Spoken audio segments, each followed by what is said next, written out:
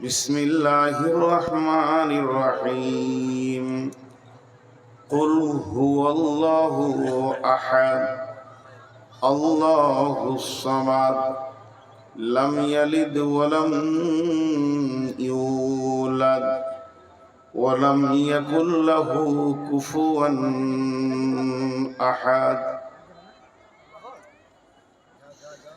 যেদিন তুমি ডাক দেবে মোরে তোমার শীতল কোলে ঘুমায় পড়িব তোমারই বক্ষে সারা বিশ্বের মায়া ভুলে রবে না সেদিন পিতার আদর মাতার স্নেহের কোল বন্ধু স্বজনে ব্যথা অনুভূতি শিশুদের কলরল প্রিয়তমা আর দেবে না মুখে সঘাগ মাখা চুম ঘুমানোর পালা আসিবে যেদিন নিরালা নিঝুম। শ্রদ্ধেয় যোগ্যতম অত্র এলাকার কৃতি সন্তান, আজকের সভার সভাপতি, সামনে আমার দিনদার ইমানদার মুমিন ভাই সকল, পর্দা থেকে শুননেওয়ালি মোমেনা মা ও বোনেরা, প্রশংসা গুণগান গণকীর্তন স্তব স্তুতি ভালোবাসা তকদির হায়াত মওত সবকিছুর মালিক আল্লাহ, যে মহান মুনি আজকে আমাদেরকে এক মাদ্রাসা কেন্দ্রিক আয়োজিত মহফিলে 8ই নভেম্বর 2025 দিবাগত রাত্রিতে অপুর ঝাড়খণ্ডের সীতাপাহাড়ের মাঠে এনে হাজির করেছেন, সেই মুনিবের দরবারে একবার শুকরিয়া করি আলহামদুলিল্লাহ। দরুদ ও সালাম বর্ষিত হোক আখিরি পয়গম্বর নবিকুল শিরোমণি ইমামুল আম্বিয়া নবী মুহাম্মদুর রাসূলুল্লাহ সাল্লাল্লাহু আলাইহি সাল্লামের উপর। আল্লাহুম্মা আমিন, আল্লাহুম্মা সাল্লি আলাইহি, আল্লাহুম্মা বারিক আলাইহি। মোহতারাম ভাইও, আজিজ ও বুজুর্গ, দোস্ত, গ্রন্থ মুকুট আল কোরআন থেকে বিক্ষিপ্তভাবে কয়েকটি আয়াত আপনাদের সামনে পরিবেশন করেছি, সেই সাথে হাদিসে নববী একটা আপনাদের সামনে পড়েছি। এই দুটিকে সামনে রেখে খুব স্বল্প সময়ে কয়েকটি কথা বলবো বলে নিয়ত করেছি। যদি আমার মাবুদ আমাকে তৌফিক দেন তো আমার তৌফিক ইল্লা বিল্লাহি আলাইহি তাওয়াক্কালতু ওয়া ইলাইহি উনীব।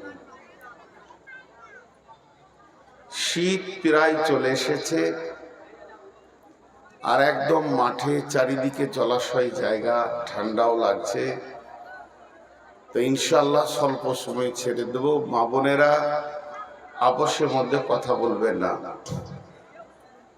আমি আমার বক্তব্যের শুরুতে মাত্র একটি কথা আপনাদেরকে বলছি। যারা বসে আছেন, যদি সামনে জায়গা থাকে একটু করে আগিয়ে যান, আর যারা দাঁড়িয়ে আছেন তারা বসে যান। দাঁড়িয়ে যারা আছেন বসে যান, একটাকে দাঁড়াতে দেবো না। বসে চুপচাপ বসে যান। যেগুলো দাঁড়িয়ে আছেন বসে যান, বসে যান, এদিকে বসে। কি ব্যাপার আবু বকর, তোমার বাপ বসছে না কেন? মারবে নাকি আমাকে? পাঁয়তারা করছে, বসবে তো। তোমার বাপকে দেখি তো ভয় লাগছে বেশি, গায়ে গোশ নাই, আবার আমার সঙ্গে ঝগড়া করছে। এইদিকে আছে, এই দাঁড়াবে না একজন, এই বসো বসো। ওখানে বসবে না, ফের উঠবে তুমি, চেয়ারের পেছনে বসবে না, এদিকে বসো, এই জায়গায় বসবে। মাথা খারাপ। ঝাড়খণ্ড তো একটু তাচির থাকবে। আমাদের দুটি কাল, একটা ইহকাল একটা পরকাল। আমি আজকে ইহকালের কিছুই বলবো না, পরকালের দিকে চলে যাব। পরকালের তিনটি স্তর, তিনটে ধাপ। মরার পরে আমাদের তিন জায়গা, একটা জায়গা নয়, আমাদেরকে স্থানান্তরিত করা হবে তিন জায়গায় মরার পর। প্রথমটা হলো কবর, আলামে বারজাক। দ্বিতীয়টা হলো হাসার অর্থাৎ কিয়ামতের ময়দান। তৃতীয়টা হলো জান্নাত কিংবা জাহান্নাম, দুটোর মধ্যে একটা রিজাল্ট আসবে। তো প্রথমটাই হলো কবর। কবর হচ্ছে জান্নাতের টুকরো কিংবা জাহান্নামের গর্ত। কবর হচ্ছে জান্নাত জাহান্নাম যাওয়ার সুড়ঙ্গ পথ, একে কবর বলা হয়েছে। কবরে সবাই যাবে না, কবরে সবাই যাবে না। কাউকে জ্বালিয়ে দেবে, পুড়িয়ে দেবে, কাউকে হাঙ্গরে খেয়ে নেবে, গুম হয়ে যাবে, কোথাও হারিয়ে যাবে, মরে যাবে। কিন্তু আলামে বারজাকে সবাই যাবে। হিন্দু হলো, আলামে বারজাকটা হচ্ছে মরার পরে প্রথম জীবনটা, নাম আলামে বারজাক। মরার পরে প্রথম সময়টা নাম আলামে বারজাক। যে প্রশ্নটা করা হবে, তোমার রব কে, তোমার দিন কি, তোমার নবী কে, এই প্রশ্নটা পৃথিবীর 100-তে 100 মানুষকে করা হবে। তাতে মুসলিম হোক, নন মুসলিম হোক, কবরস্থ হোক, হাঙ্গরে গিলে দেখ, পচে যাক, বস্তায় বন্দি করে পুঁতে দেওয়া হোক, খালে পুঁতে দেওয়া হোক, মার্ডার করে হারিয়ে দেওয়া হোক, যে কোনো প্রান্তে যেখানেই যাবে, মরার পরে এই তিনটে প্রশ্নের সম্মুখীন হবে। এর থেকে কেউ বাঁচতে পারবে না। কিয়ামতের মাঠে ওঠার পর জান্নাত জাহান্নামের সেকশন আছে, সেকশন। জান্নাতের সেকশন আছে, জাহান্নামেরও সেকশন আছে। সেকশন কি? গুনাহগার জান্নাতে যাবে না, নেককার জাহান্নামে যাবে না। তার মানে সব লোক জাহান্নাম যাবে না, সব লোক জান্নাত যাবে না। সারা পৃথিবীর চিন্তা মাথা থেকে উড়িয়ে দেন। আজকের জালসাতে যতগুলো নারী পুরুষ আমরা বসে আছি, সবগুলোই জাহান্নাম যাবে না, সবগুলোই জান্নাত যাবে না। এর মধ্যে কেউ জান্নাত, কেউ জাহান্নাম, বিভাজন হয়ে যাবে। কিন্তু কবর এমন একটা জায়গা, সবগুলোকেই আলামে বারজাকে যেতে হবে, সওয়ালের সম্মুখীন হতে হবে।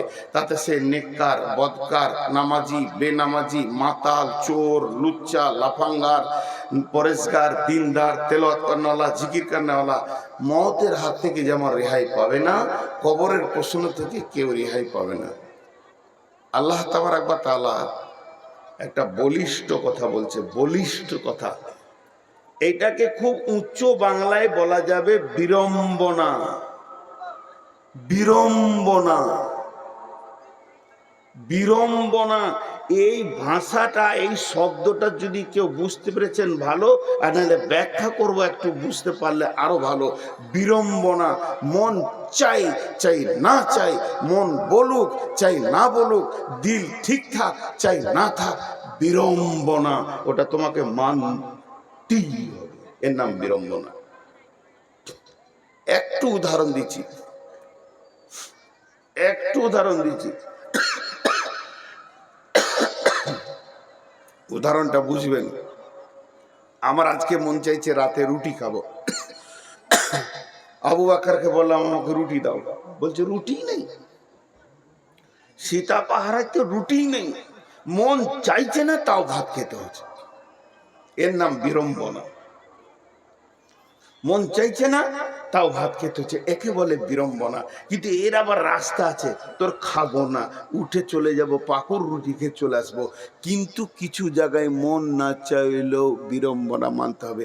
যেমন একটা বলি, আল্লাহর অনেকগুলো আছে, তার মধ্যে একটা বলছি। এই যে আমার কালো দাড়িটা সাদা হচ্ছে, আমার মন চাইছে না, কিন্তু উপায় নেই। আমার চোখের দৃষ্টি কমেছে, একদিন আমি বিনা চশমায় দুনিয়া করেছি, এখন কোরআন শরীফ হাতে নিলে আগে চশমা নিতে হয়, উপায় নাই। আমার মন চাইছে না, অনেক আবার কালি দিয়ে দিয়ে কালো করছে, ফের এইখানে সাদা বের হতে শুরু করেছে, কি করবে? ও তো আরো দেখে মনে হচ্ছে যে চিড়িয়াখানা শিম্পাঞ্জি, এই দাঁটা গোটাই কালো, এখানে এইটাকে বলে বিড়ম্বনা। তেমনি আমার হাত পা দুর্বল হচ্ছে, আমার মন চাইছে না, কিন্তু এটা আল্লাহ সিস্টেমেট করে দিচ্ছে। তার মানে কবরে যাওয়ার আগে এই স্টপেজ গুলো দেখতে পাওয়া যাবে যে আমি কবরের দিকে যাচ্ছি।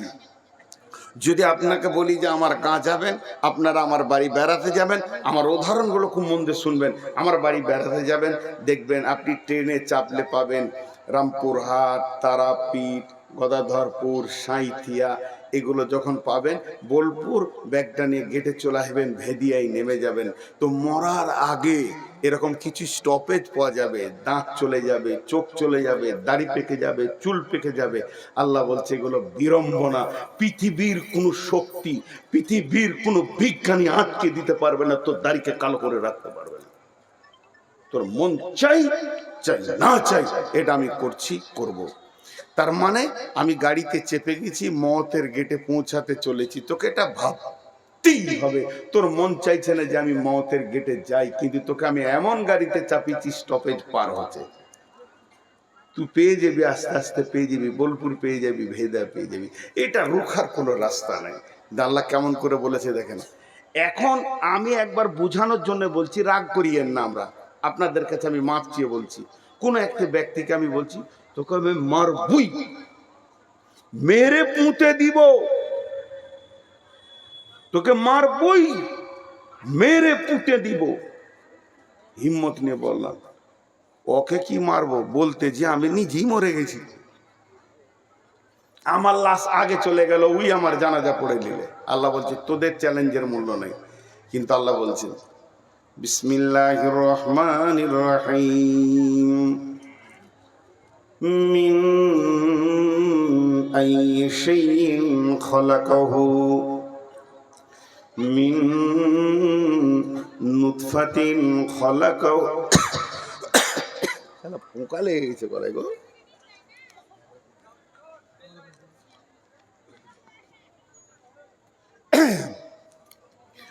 মিন আইয়ি শাইইন খলাকাহু মিন নুতফাতিন খলাকাহু ফাকাদ্দারা সুম্মা সাবিলা ইয়াসসারা সুম্মা আমাতাহু ফাআকবারা। এই জায়গাটা খালি আপনি একটু টাইম দেন, একটু টাইম দিচ্ছি। আর কথা বলার কাটিংটা দেখেন।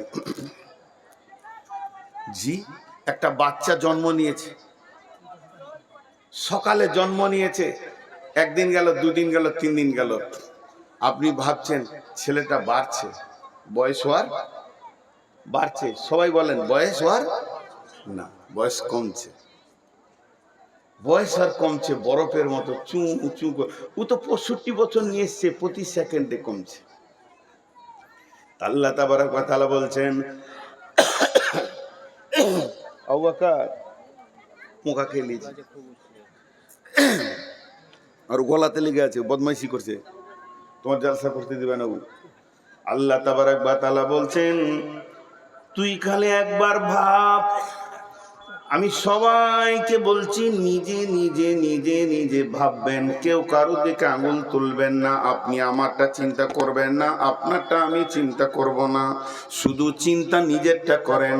আল্লাহ বলছেন মিন আইয়ি শাইইন খলাকাহু মিন নুতফাতিন খলাকাহু ফাকাদ্দারা সুম্মা সাবিলা ইয়াসসারা সুম্মা আমাতাহু ফাআকবারা। তোকে আমি কি থেকে বানিয়েছি? মিন আইয়ি শাইইন খালাকাহু, তোকে আমি কি থেকে বানিয়েছি? মিন নুতফাতিন খালাকাহু ফাকাদ্দারা। শুধু এই দুটো কথা নিয়ে যদি কথা বলি তো রাত্রি 2টা বেজে যাবে, তার বাকি আয়াতে যাওয়া যাবে না। মিন নুতফাতিন খালাকাহু ফাকাদ্দারা, তোকে আমি বীর্য থেকে বানিয়েছি। 2 রকম বীর্য, একটা নারীর একটা পুরুষের। একটা নারীর একটা পুরুষের বীর্য থেকে তোকে আমি বানিয়েছি, আমার বানানোটা কত সূক্ষ্ম দেখ। তোকে আমি বানিয়েছি মিন আইয়ি শাইইন খালাকাহু মিন নুতফাতিন খালাকাহু ফাকাদ্দারা। সেই জিনিসটা কেমন, যে জিনিসটা দিয়ে তোকে আমি বানিয়েছি সেই জিনিসটা কেমন কেমন। বন্ধুরা আমার, একজন অহংকারের সঙ্গে রাস্তায় হাঁটছে, আর একজন বুদ্ধিজীবী বলছে, ভাইরে তোর অহংকার কিসের? তুই যে পৃথিবীতে এসেছিস কোন সোনার গেট দিয়ে তুই আসিস নাই, কোন সোনার দরজা দিয়ে তুই আসিস নি।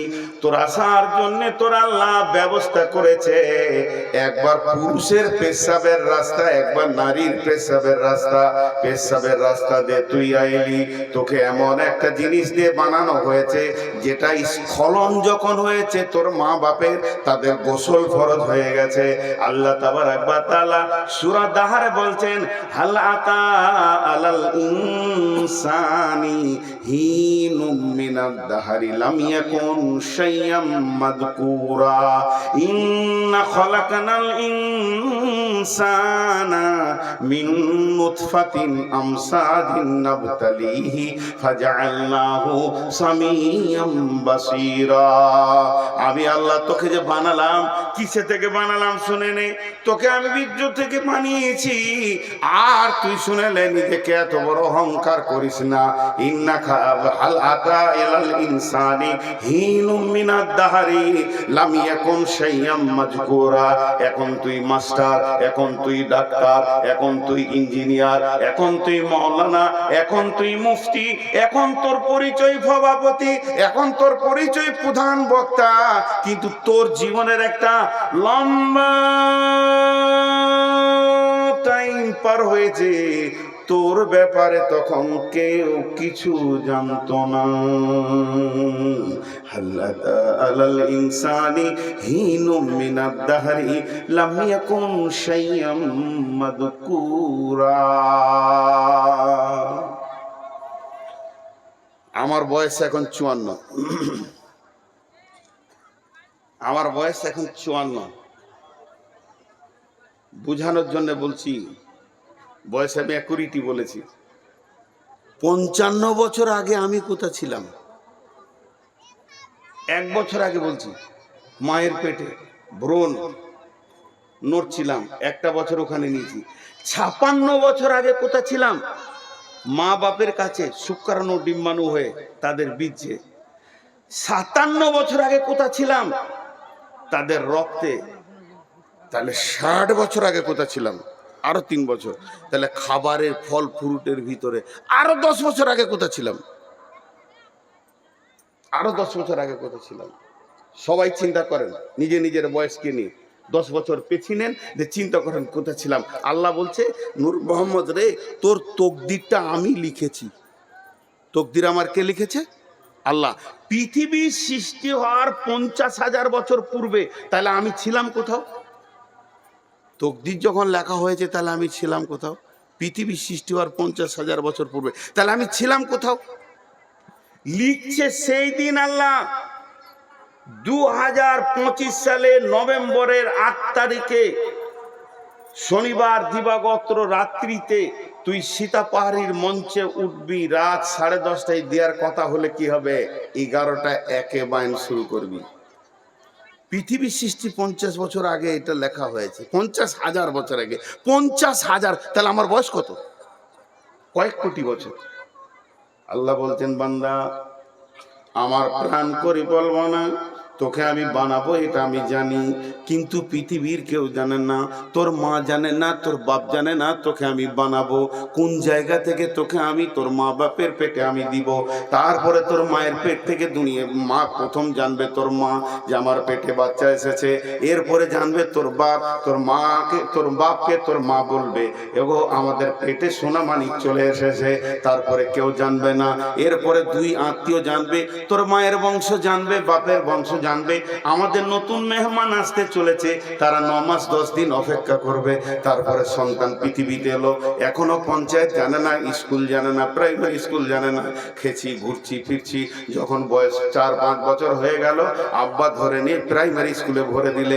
প্রাইমারি স্কুলে হেডমাস্টার জানলে যে একটা নতুন মাল তৈরি হয়েছে, স্কুলে এলো। আস্তে আস্তে পঞ্চায়েত জানলো। যখন আমি বড় 12 বছর হয়ে গেলাম, পৃথিবীর কেউ জানে না, সীতাপাহাড়ি পাকুড় এলাকার লোক আমাকে চিনে না। আমার বাপ হাত ধরে নিয়ে এসে ইসলামপুরে 14 বছর বয়সে ভর্তি করে দিল। মাদ্রাসাওয়ালারা জানলো যে ভারত মানে পৃথিবীর বুকে নূর মোহাম্মদ বলে একটা ব্যক্তি আছে। পড়ছি, মাথায় পাগড়ি দিল।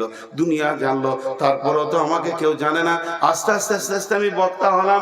এই বক্তা হওয়াতে এখন ঝাড়খণ্ড, বিহার, পশ্চিমবঙ্গ, নাগাল্যান্ড, সিকিম, আবার আসাম, ত্রিপুরা, মেঘালয় সবাই আমাকে জেনে নিল, বাংলাদেশ জেনে নিল। আল্লাহ বলছেন, বান্দা রে, তোর বয়স থেকে খালি মাত্র 10 বছর পেছিয়ে দে, তোকে কেউ চিনত না। আর আমি এই জায়গায় তোকে আনবো, এটা আমার প্ল্যান, পরিকল্পনা। তোকে কার পেটে দিতে হবে, কোন মেয়েটার পেটে যাবি, তারপরে তুই মাদ্রাসায় ঢুকবি, আলেম হবি, মৌলানা হবি, বক্তা হবি। হাল আতা আলাল ইনসানি হিনুম মিনাদ দাহরি লাম ইয়াকুন শাইয়াম মাযকুরা। তোর কোনো জিকির ছিল না, তোর নামের কোনো কাজ ছিল না, কিন্তু আমি আল্লাহ ধীরে ধীরে ধীরে ধীরে ধীরে ধীরে তোকে নিয়ে আসলাম। এটা আমার আল্লাহর কুদরত। এরপরে তোকে আমি গোটা বডিটা দিয়েছি। এই বডি থেকে কিস্তি শুরু করব। একদিন তোর চোখ নিব, একদিন তোর হাত নিব, একদিন তোর কিডনিটা নিব। নিতে নিতে তোর দাঁতের পেনিয়ামগুলো একটা করে খুলতে শুরু করব। খুলতে খুলতে শেষ কিস্তিতে তোর জানটাকে নিয়ে নিব। ওটাই আল্লাহ বলছেন, মিন আইয়িন খালাকাহু মিন নুতফাতিন খালাকাহু ফাকাদ্দারা সুম্মা সাবিলা ইয়াসসারা। তোকে দুটা নুতফা থেকে বানালাম, সুন্দর চেহারা দিলাম। এরপরে তোর মায়ের যে রাস্তাটা, বিরাট বড় একটা কোম্পানির গেটের মতো দরজা খুলে তুই বেরিয়েছিস না, তোর মাকে প্রসব যন্ত্রণা সহ্য করতে হয়েছে। অত সংকীর্ণ রাস্তাকে তোর জন্য আমি আসান করে দিলাম। সুম্মা সাবিলা ইয়াসসারা। তারপরে তুই পৃথিবীতে এলি। এরপরে আমার কাজ একটা তোর জন্য বাকি আছে, আমার তোর জন্য একটা কাজ বাকি আছে। সুম্মা মাতাহু ফাআকবারা। তোকে আমি মারবো, কবরে শুয়াবো। এই আল্লাহ চ্যালেঞ্জটাকে কাটার মতো কোন বীর মাস্তান আছে? তোকে আমি মারবো, কবরে শুয়াবো। সুম্মা আমাতাহু ফাআকবারা। তুই যত বড় মাস্তান হ, আর যত বড় তুই হিরো হ, আর যতগুলো তুই মার্ডার করে থাক, এলাকার হিরো বেনে থাক, তোকে আমি মারবো আর কবরে শোয়াবো, এটা তুই জেনে রাখ। মজার কথা বুঝে আসে না। কিছু জিনিস আছে খুব ডিপলি কথা, খুব ডিপলি কথা। হাজি ভাই, মত, কবর,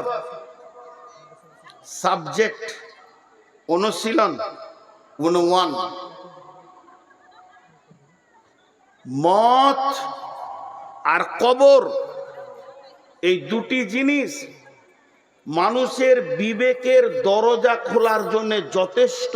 এটা একটা সাবজেক্ট, এটা একটা বিষয়, এটা একটা অনুমান।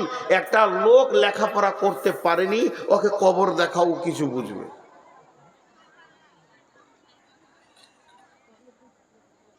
আমি খ্যাপা মানুষ, কিছু বুঝি না, আমার হুঁশ নাই গো, সাদা সিধে লোক, লেখাপড়া করতে পারিনি।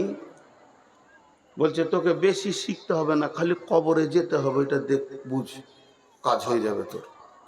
পুরো জিন্দগির রাস্তা তোর চেঞ্জ হয়ে যাবে। মজার জিনিস, এখন স্কুলে মিড ডে মিল দিচ্ছে, খাও। মিড ডে মিলটা দেওয়ার উদ্দেশ্যটা কি? আজকে জালসার একটা উদ্দেশ্য আছে। উদ্দেশ্য কি না, মাদ্রাসার কিছু আয় কালেকশন, ঝামেলায় মুক্ত। আর মিড ডে মিলটা খাওয়ানোর উদ্দেশ্য কি? ছেলেগুলোকে খাওয়াও খাওয়াও খাও, খাক খাক। দুটা কলম শিখবে, তাও তো মাদ্রাসায় স্কুলে এসে 2 কলম শিখবে, সরকারের জন্য খরচা করছে। আমরা যখন শিশু ছিলাম তখন কেক দিত, কেক কেক একটা করে হাতে দিত, কি খুশি। কেকের লোভে পড়াশোনার ওসব দরকার নাই। পরে কি হবে? পড়া করলে তো ঝামেলা, পড়া তো বিরক্ত জিনিস। ছোট শিশু কিছু বুঝি না, কেকটার লোকে টাইমে গোসল করছি, স্কুল যেতে হবে, মনে হচ্ছে যেন অফিসার খুব ব্যস্ত, স্কুল যাবে। লোভটা হচ্ছে কেক পাবো। এই লোভটা দিল কেন? এই লোভে আমার দেশের নাগরিক স্কুলে ঢুকে যাক, আর তারা যেন নিরক্ষর না থাকে, স্বাক্ষর হয়ে যাক, তারা আমার দেশকে ভবিষ্যতে চালাবে এই ছেলেগুলো আমরা চলে গেলে, তার জন্য। আর আল্লাহ রসুল লোভ দিচ্ছেন, আল্লাহ রসুল লোভ দিয়ে ডাকছেন এমনি এমনি করে, আমাদেরকে ললকাইছে, আয় আয়। সাদা ভাষা বলে দিলাম আপনাদের দেশে, ললকাইছে, আয়। কিসের লোভ? বিশ্বনবী বলছেন, যদি কোনো লোক মারা গেছে, মরতা লোকটার জন্য বলছে না, যে লোকটা জীবিত আছে ওর জন্য বলছে। তুই যদি ওর জানা যায় গিয়ে খালি হাজরিটা দিয়ে দিস, তোর আমলনামাতে এক কিরাত নেকি লেখা হবে, একটা উহুদ পাহাড়ের সমান নেকি লেখা হবে। আর যদি দাফন কাফন কমপ্লিট করে তুই আসিস জানাজা থেকে নিয়ে, তাহলে তোকে কিরাত তাইন দেওয়া হবে, দুইটা উহুদ পাহাড়ের সমান তোকে নেকি দেওয়া হবে। এই দুটি নেকি তুই পাবি। এবার মরে গেছে কে? সীতা পাহাড়িতে মরে গেছে হাজী আব্দুল সালাম। আমি বলছি ইসলাম বলতে চল চল চল নেকি পেয়ে যাব। পাকুরওয়ালারা বলছে চল চল চল নেকি পেয়ে যাব। বৈষ্ণবডাঙ্গা বলছে চল চল চল নেকির লোভে চলে আসে। চারিদিক থেকে নেকির লোভে ভিড় হচ্ছে। এই লোভটা কেন রসুল দিলেন? ওই মুর্দাটা জানা যায় আসলে আমি নেকি পাবো। ও জান্নাতি হতে পারে, জাহান্নামী হতে পারে। হাদিসে যদি বলে দিত জাহান্নামীদের জানাজা পড়লে নেকি পাবি না, জান্নাতীদের পড়লে পাবি, তাহলে আবার ভেজাল ছিল, ওটা জানতে হতো জাহান্নাম গেল না জান্নাত গেল। রঘু বলছে ওদিকে ভেজালে তুই মাথা ভরবি না, ওদিকে তুই তাকাবি না। এটা মুসলমান মাইয়াত, মুসলমান মাইয়াত, বেনামাজি নয়, কালেমাওয়ালা নামাজি আলা মাইয়াত মরেছে, জানাজায় তুই দাঁড়িয়ে যা, তোর আমল নামাতে নেকি দিয়া হবি। লে ভেজাল। একটা লোক মরেছে সীতা পাহাড়ি থেকে, হিরণপুর থেকে 5 জন চলে এসছে, চ নেকি লুটে নিব, আখেরাতে নেকি হবে রে। লে মজা। ওরা 5 জন এসেছে, 5 দুগুণে 10 উহুদ পাহাড়িকে নিয়ে চলে গেল। ওই মুর্দা ব্যক্তিটার কি লাভ হলো? আমার প্রশ্ন, মুর্দা ব্যক্তিটার কি লাভ হলো? ও লাভের মাঝেই নাই। নেকি করেছে তো ভালো, আর গুনাহ করেছে তো ভালো, যা করেছে বুঝবে। যদি আল্লাহ রসুল একবার বলে দিত জানাজাতে যতগুলো লোক আসবে, প্রত্যেকটি লোকের মাথা পিছু একটা লোকের 1 কিরাত করে নেকি, বা একটা করে নেকি, কি 1 উহুদ পাহাড় করে নেকি ওই মুর্দাকে দেওয়া হবে, তাহলে আমি তো আমার বাপের মরার সময় ভাড়া করে লোক নিয়ে আসতাম, যে আমার বাপ 10-50 কোটি নেকি নিয়ে চলে যায়। কিন্তু যে যাবে জীবিত পাবে, লোক দেখাইছে জীবিতকে। আবার দেখেন জানাজার নামাজ, আল্লাহু আকবার, আল্লাহুম্মা গফির লি হাইয়িনা ওয়া মাইতিনা ওয়া শাহিদিনা ওয়া গায়িবিনা ওয়া সাগীরিনা ওয়া কাবীরিনা ওয়া যাকারিনা ওয়া উনসানা। 8 বার বললাম, আর আছে, আমি 8টার কথা বলছি আরেকবার। আল্লাহুম্মা গফির লি হাইয়িনা ওয়া মাইতিনা ওয়া শাহিদিনা ওয়া গায়িবিনা ওয়া সাগীরিনা ওয়া কাবীরিনা ওয়া যাকারিনা ওয়া উনসানা।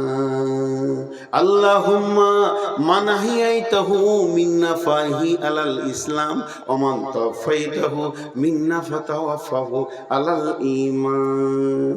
টোটাল 10টা কথা বললাম, আর 2টো শব্দ আছে, এখন আমি বলছি না। এই 10টার মধ্যে 10টা শব্দ, হে আল্লাহ তুমি মাফ করো জীবিতদেরকে, মাফ করো মৃত্যুকে, মাফ করো যে যে হাজির আছে, মাফ করো যে গায়েব আছে, মাফ করো যে ছোট আছে, মাফ করো যে বড় আছে, ক্ষমা করো নারীকে, ক্ষমা করো পুরুষকে, আর আমাদেরকে ইসলামের ওপরে জীবিত রাখো, ঈমানের সঙ্গে মত দাও, ঈমানের সঙ্গে মত দাও। তাহলে মুর্দার জন্য কোন দেওয়াটা হলো? সব তো জীবিতদের জন্য হলো।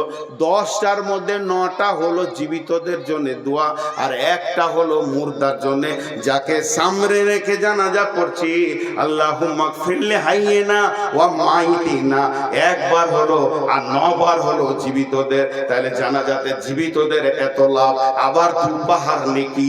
দোয়া গলা জীবিতরা লুটে নিয়ে চলে গেল, কিন্তু যে মরেছে ওর জন্য খালি একবার বলা হলো, তাহলে লাভটা মৃত্যু ব্যক্তির তো বেশি হলো না, বেশি হলো জীবিতদের। কারণ কি? কারণ কি? ওই যে প্রথম উদাহরণ দিলাম, কেক দিয়ে আমাকে ভিতরে অক্ষর ভরতে চাইছে সরকার, কেকটা খা কিন্তু অওয়া গলা পেটের ভিতরে ভর। এখনকার মিড ডে মিলটা দেওয়ার উদ্দেশ্য পেটের ভিতরে তুই অক্ষরটা ভর। তেমনি আল্লাহ তাবারক ওয়া তাআলা রাসূল জীবিতদেরকে এত লাভ দিলেন কেন? যে তুই আয় আর মুর্দা ব্যক্তিকে 2 চোখে দেখ, দেখলে পরে তোর বিবেকের দরজা খুলে যাবে, জ্ঞানের দরজা খুলে যাবে, যে জ্ঞানটা কোনো primary school, high school, college, university দিতে পারবে না। সারা পৃথিবীর যত বিদ্যালয় আছে এই জ্ঞানটা কেউ দিতে পারবে না। যে জ্ঞানটা জানাজা দিবে সেটা কি?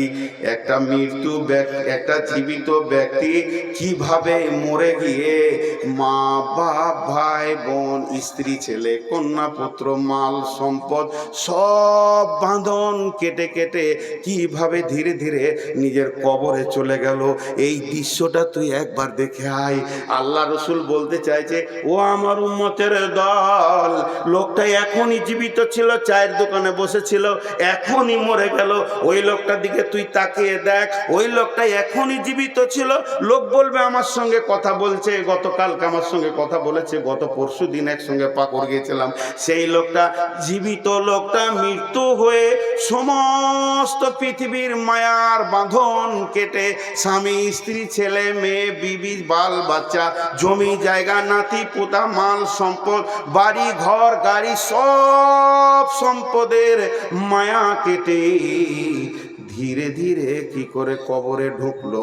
এই দৃশ্যটা তুই যখন দেখবি তোর তখন বিবেকের দরজা খুলে যাবে মন, আর পৃথিবীতে পাগল হয়ে থাকবো না। এখন আমাকে কবরের পুঁজি তৈরি করতে হবে। এই ছেলে বস,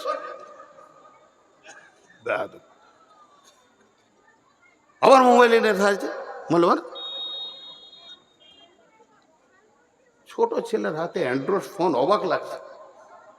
তোমার পায়ে বসার ফোল্ডিং নাই, রোগা আছো, চেয়ার দেবো, বেয়াদবের মতো দাঁড়িয়ে আছে, ফের বসেছে হাগা মারবে, খানিক পরেই উঠবে, দিক কেটে পড়বে। আমি যেটা বুঝাতে চাইলাম সেটা পারলাম কিনা একবার জিজ্ঞেস করছি।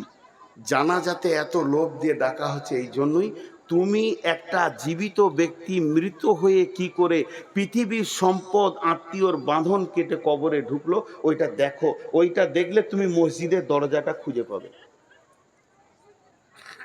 তুমি মসজিদের দরজাটা খুঁজে পাবে। তোমার মাস্তানি থেকে তুমি ঘুরে আর লাফাঙ্গাকিরি করবে না, এখন তুমি রাস্তা খুঁজে পাবে।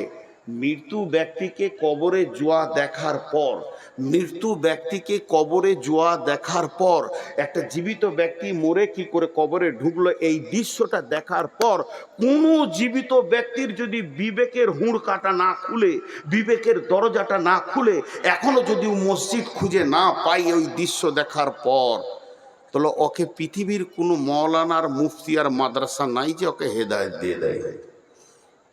ওয়ার সিল মরে গেছে, এই পায়ে ফোল্ডিং নেই, 2 টাকা বসাচ্ছি, 2টা দাঁড়িয়ে থাকছে, চেয়ারটা দিব নাকি, আমি নিচে বসবো কেন রে বাপ? এসে দাঁড়িয়ে থাকছেন কেন? ওটা কি সুন্নতে মুআক্কাদা?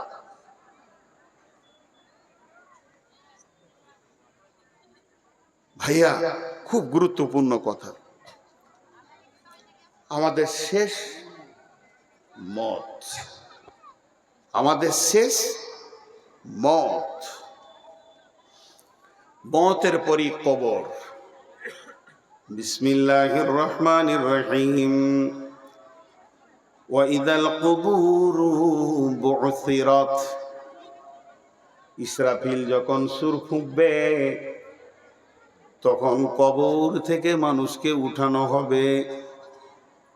আবার সূরা আদিয়াতে বলছেন আফালা ইয়ালামু ইদা বু'সিরা মা ফিল কুবুর, তুমি কি জানো না কবরের ভিতরে কে আছে লুকায়িত, তাকে তোলা হবে। কবর একটা এমন জায়গা, সেখানে ইমানদারও আছে বেঈমানও আছে, তাদেরকে কবরে তোলা হবে। বন্ধুরে আমার, আল্লাহর নবী বলছেন বিসমিল্লাহির রহমানির রহিম, ইদা উদিয়াল মাইয়িতু ফিল কবরে আতাহু মালাকানে ফায়াকুলানি মান রব্বুকা মা দীনুকা ওয়া মান নাবিয়ুকা। যখন ফেরেশতা আসবে, মানুষকে কবরে রাখা হবে, কবরে শুইয়ে দেওয়া হবে। মুর্দা ব্যক্তি শুয়ে থাকবে, অচৈতন্য অবস্থায় থাকবে, তার মাপরে বাঁশ দেওয়া হবে, মাটি দেওয়া হবে, সে ভিতর থেকে সবকিছু বুঝতে পারবে। এমনকি পায়ের জুতোর শব্দ সে শুনবে কবর থেকে, যে আমাকে কতজনে এসে রেখে চলে গেল, কতজনে এসে স্নেহ মমতায় ডাকিবে নামটি ধরে, কত বন্ধুর স্মৃতির অশ্রু ঝরিবে তোমার পরে, সারা নাহিবে ফিরে যাবে তারা আমাকে পেছনে রেখে। তুমি হাসিবে সবারে কাঁদায়া, সবার অশ্রু মেখে। একটি সকাল একটি বিকাল কাটেনি যাদের ছাড়া, ভাবিতে পারিনি কেমনেতে হায় পর হয়ে যাবে আজ তারা। এর নাম কবর। এই কবরে যখন রাখা হবে, লোকটা ধ্যানে থাকবে, সবাই জানাজা পরে দাফন করে মাটি দিয়ে চল চল বাড়ি চল, আর এখানে কেঁদে লাভ নাই, আর কোনো কিছু নাই।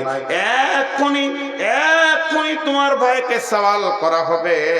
আমি একটা জানাজা তো মসজিদে নববীতে পড়লাম, মনে মনে করলাম কেমন করে দাফন করে সৌদিতে দেখবো। আমি পেছনে পেছনে গেলাম গারকুল বাকিতে, তাদের বুগলি কবর দাফন করা দেখলাম। দাফন হয়ে গেল, মাটি হয়ে গেল। যখন সমস্ত আত্মীয় স্বজন দাঁড়িয়ে আছে, আমাদের হাজিরাও দাঁড়িয়ে আছে, একজন খালি বলল, ভাই তোমরা যতজন দাঁড়িয়ে আছো, কত একিনের সঙ্গে কথাটা বলছে, কত বিশ্বাসের সঙ্গে কথাটা বলছে। যতজন দাঁড়িয়ে আছো, তোমরা তোমাদের ভাইয়ের জন্য দোয়া করো, ওকে এক্ষুনি প্রশ্ন করা হবে, এক্ষুনি ফেরেশতা আসবে, তার জন্য তোমরা দোয়া করো। যে যেমন পারলো দোয়া করলো, কেউ হাত তুলে করলো, কেউ হাত ছেড়ে করলো, কেউ দাঁড়িয়ে দাঁড়িয়ে দোয়া বিড়বিড় করে শুরু করে দিল। তার মানে তখনই প্রশ্ন করা হবে, মান রব্বুকা, তোর রবকে, মান নাবিয়ুকা, তোর নবীকে, মা দীনুকা, তোর দিন কি। এই তিনটে প্রশ্ন করা হবে।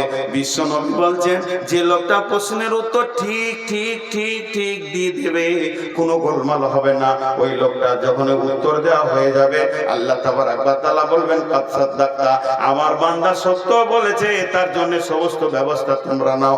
এবং সময় জাহান্নামের জ্বলন্ত আগুনের দরজাটা খুলে দেওয়া হবে। দাও দাও করে আগুন জ্বলছে, আগুন একটা আগুন কেন একটা আগুন ছিঁড়াছিঁড়ি করছে। কি ভয়ানক দৃশ্য কবর থেকে তাকে দেখানো হবে, আর বলা হবে, বান্দারে তোমার আল্লাহ দেখো কেমন আযাব থেকে তোমাকে বাঁচিয়েছে, তোমার আল্লাহ তোমাকে রহম করেছে, একবার খালি জাহান্নামটা চোখে দেখে নাও, এখান থেকে তোমাকে তোমার আল্লাহ বাঁচিয়ে দিয়েছে। এরপরে যে লোকটা উত্তর দিতে পারবে না, তার জন্য জান্নাতের দরজাটা খুলে বলা হবে, হতভাগা বেঈমান, তুই এত বড় মালের ওয়ারিস থেকে মাহরুম হয়ে গেলি, শুনেলে এটা তোর মালের ওয়ারিস ছিল, অতএব তুই মাহরুম হয়ে গেলি তোর বদ আমলের কারণে। আর এই তিনটে প্রশ্ন করা হবে, মান রব্বুকা, মা দীনুকা, মান নাবিয়ুকা।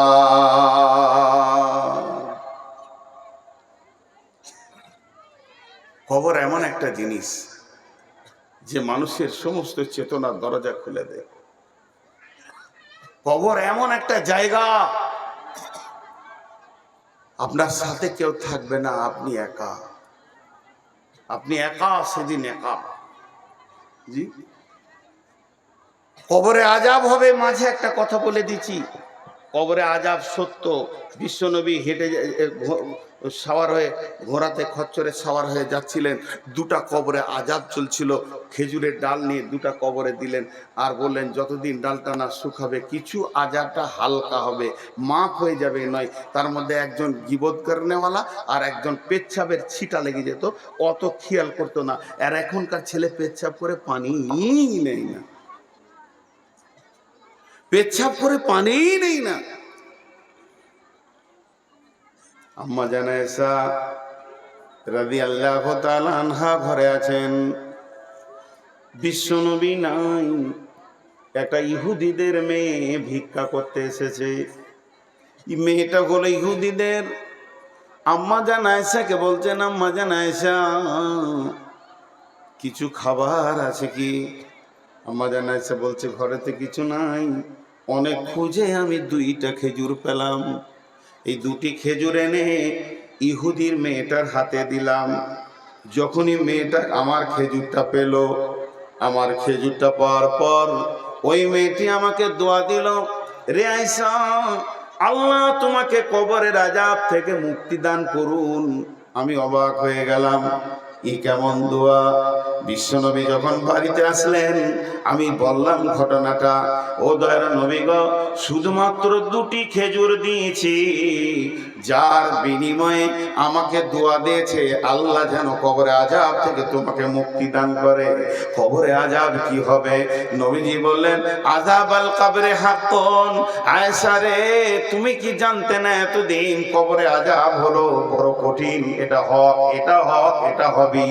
আম্মা জান আয়েশা বলছেন, এরপর থেকে আমি খুব সূক্ষ্ম ধ্যানে খেয়াল করতাম নবীজি যে দোয়াগুলো ফিস ফিস করে পড়তো, তার ভিতরে বাড়িতে যে নামাজগুলো পড়েছে, নফল পড়েছেন, সুন্নত পড়েছেন, আবার তাহাজ্জুদ পড়েছেন, তো রাসূল যখন দোয়া পড়তেন আমি খেয়াল করে দেখেছি এমন কোন নামাজ নাই যে নামাজে তাতে সুন্নত হোক, নফল হোক, ওয়াজিব হোক, যাই হোক, তাহাজ্জুদ হোক, যে নামাজে কবরে আযাব থেকে নিজেকে মুক্তি চাননি। আল্লাহ রাসূল ওই দোয়াটা আমাদের জন্য দিয়ে দিয়েছে। আমরা যখন নামাজে তাশাহুদে বসি তখন বলি, আল্লাহুম্মা ইন্নী আউযু বিকা মিন আযাবি জাহান্নাম ওয়া আউযু বিকা মিন আযাবিল কবরি ওয়া আউযু বিকা মিন ফিতনাতিল মাসীহিদ দাজ্জাল। এই দোয়াটা আমরা পড়ি। বিশ্বনবী প্রত্যেকটি নামাজের শেষে কবরের আযাব থেকে নিজেকে মুক্তি চেয়েছেন। হযরত ওসমান গনি কবরের আযাবের কথা শুনলে খুব কাঁদতেন, অঝর নয়নে কাঁদতেন, অঝর নয়নে কাঁদতেন। সাহাবীরা প্রশ্ন করলেন, আমিরুল মুমিনিন, আপনি জাহান্নামের কথা, পুলসিরাতের কথা, তারপরে জাহান্নামের আগুনের কথা, কঠিন আযাবের কথা শুনে যত না কাঁদেন, কবরের আযাবের কথা শুনে কেন বেশি কাঁদেন? হযরত ওসমান গনি বলেছিলেন, আখিরাতের প্রথম ধাপ হলো কবর। যে কবর থেকে বেঁচে যাবে সব জায়গায় বেঁচে যাবে, বিশ্বনবী বলেছেন। এর জন্য আমি কবরের কথা শুনলে বেশি কাঁদি। আমাদের ঈমান কত দুর্বল! এই কথাগুলো